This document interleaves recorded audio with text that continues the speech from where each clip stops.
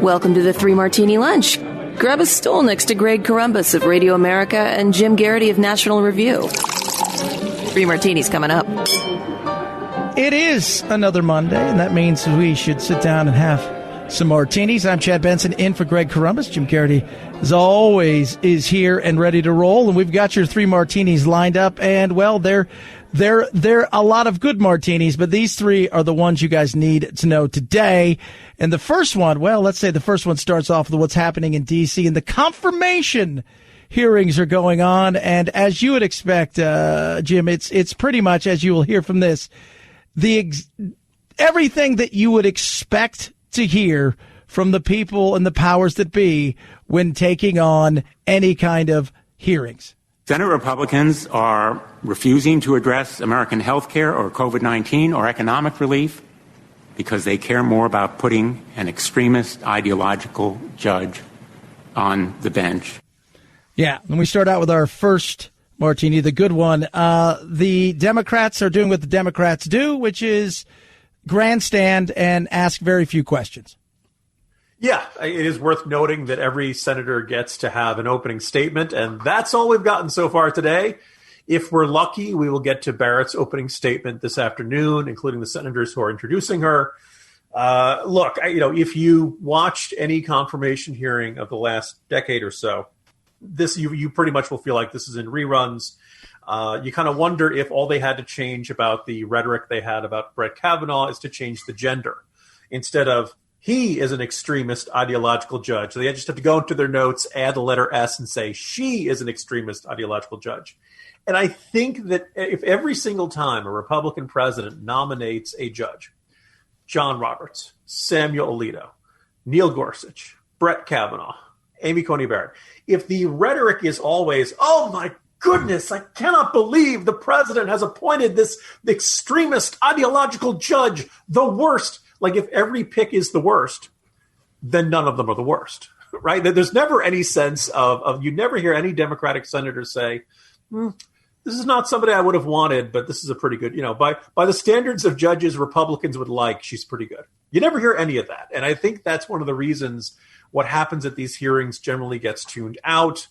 I've been watching them on and off. Other folks at National Review who really, are glued to these things are observing that they haven't laid a glove on her, in part because they haven't asked any questions, but also because this is just more of what we've seen at all of these processes, going back to Gorsuch and Kavanaugh and going back to Roberts and Alito and all that stuff. So no surprises so far. I think it's safe to say the nomination is still on path. My guess is it'll be very much a party line vote, maybe an exactly party line vote, because Senator Joe Manchin of West Virginia doesn't need to be reelected this year. But beyond that, you're looking at something in the neighborhood of 52, 48, 50, you'll probably lose Collins, you'll probably lose Murkowski, and we're probably on path for a 51-49 confirmation vote. Yeah, I've always said nothing good ever happens in front of the media as far as learning anything. This is more about the people asking the questions than it is the person answering them. Yeah, Democrats want to demonstrate we fought really hard. And, if you mean like histrionics and denouncing them and frothing at the mouth is fighting really hard, then yes, they did that. Good for you guys. Oh, that's the good. Here's another good. It's called Gabby. When you've had the same car insurance or homeowner's insurance for years, you kind of get trapped into paying your premiums and not thinking about it. That makes it really easy to overpay and not even realize it. So what are you going to do? You're going to stop overpaying for car and homeowner's insurance. See about getting a lower rate for the exact same coverage you already have thanks to Gabby.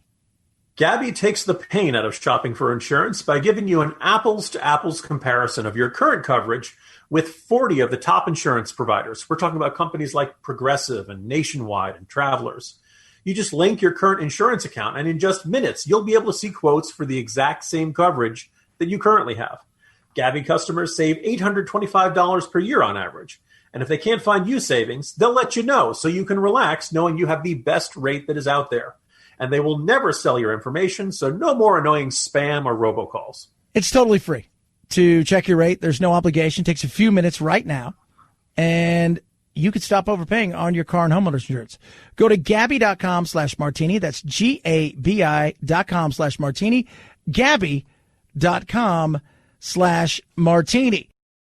Hi, I'm Sarah Carter, host of the Sarah Carter Podcast. Everywhere you look these days, we're seeing an aggressive effort to destroy what made America great, tearing down our history, attacking our freedoms, and canceling any person who dares to cross the progressive speech police.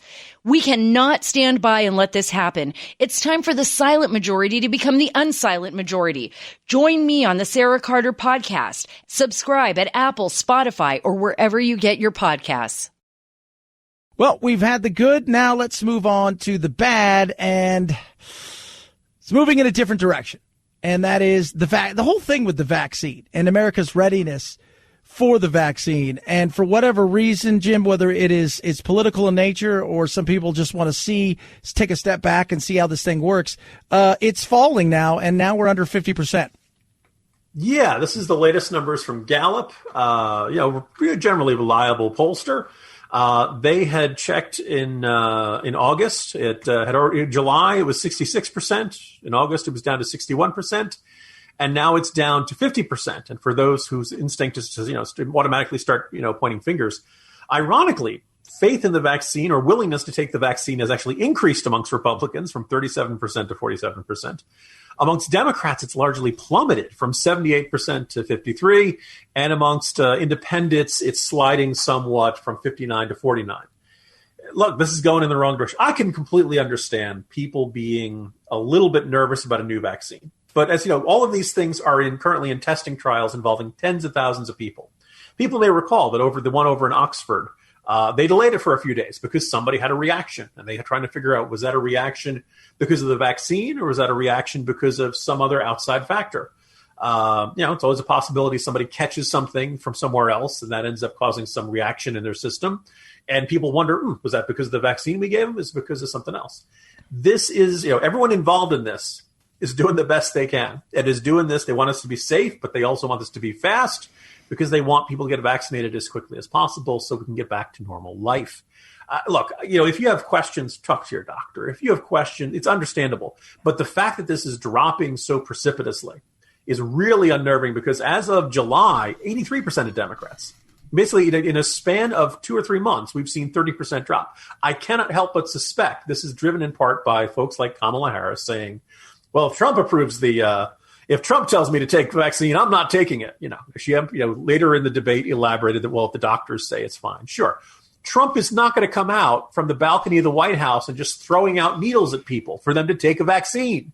Anything that gets through this process is going to be approved by the FDA. It's going to be okay with Fauci. It's going to be okay with Birx. This idea that there's some sort of, Trump the vaccine coming to stores soon is kind of ridiculous. And I think it's undermining public faith in the vaccines. That's exactly what we don't need at a time like this. Absolutely. I'll tell you what, it's just, I always think that they make it seem like Trump is inside some room with a white coat and some sort of Bunsen burner, coming up with some sort of vaccine. And I find it to be absolutely crazy. And speaking of crazy, Day of Rage in Portland. And I'll tell you what, when is there not a Day of Rage in Portland at this point in time? But they're knocking everything down, and it doesn't matter. If you are some sort of statue and they deem you to be somebody who came from the past, you must be knocked down because you're the problem. Yeah, this is out. You might be like, Jim and Chad are talking about Portland protesters setting fire to things and destroying things and toppling statues. Is this a rerun of the 3 Martini Lunch? No, it is not. This is still going on. And I guess you could say the protesters in Portland have now completed the Mount Rushmore cycle. They have toppled statues of former presidents Theodore Roosevelt and Abraham Lincoln.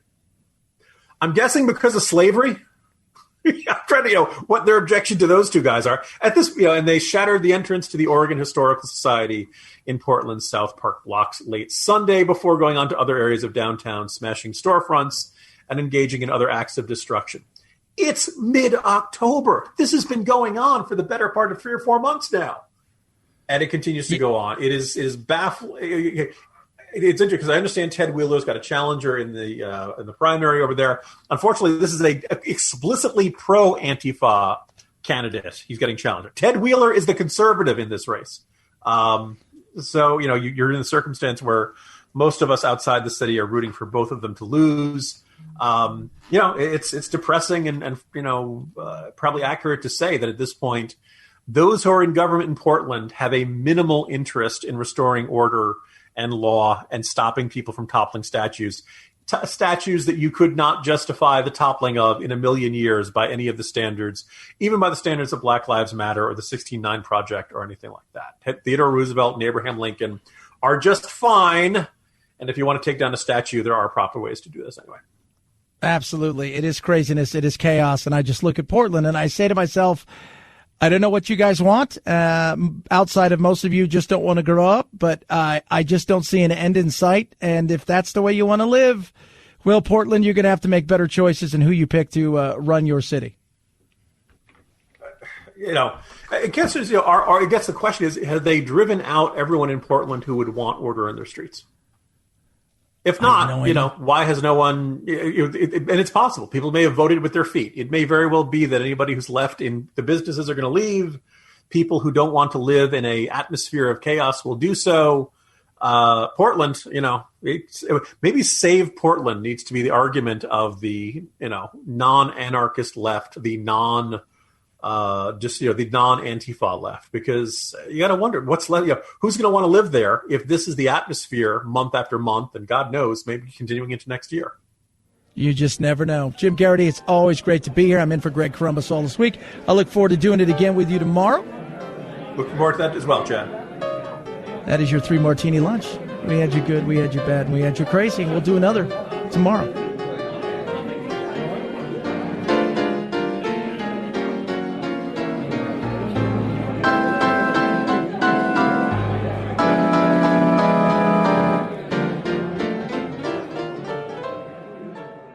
Hi, it's Dana Lash, host of The Dana Show. Every day, I'm here to keep you up to speed on the most important stories and info that you need to know in your very busy life. And if you're always on the go and you want to stay connected, just download our daily podcast and take it with you. It's a great way to get up to speed on what you need to know and what legacy media may not be telling you. Visit danaradio.com and click on the podcast link or subscribe at iTunes, Spotify, or wherever you get your favorite podcasts.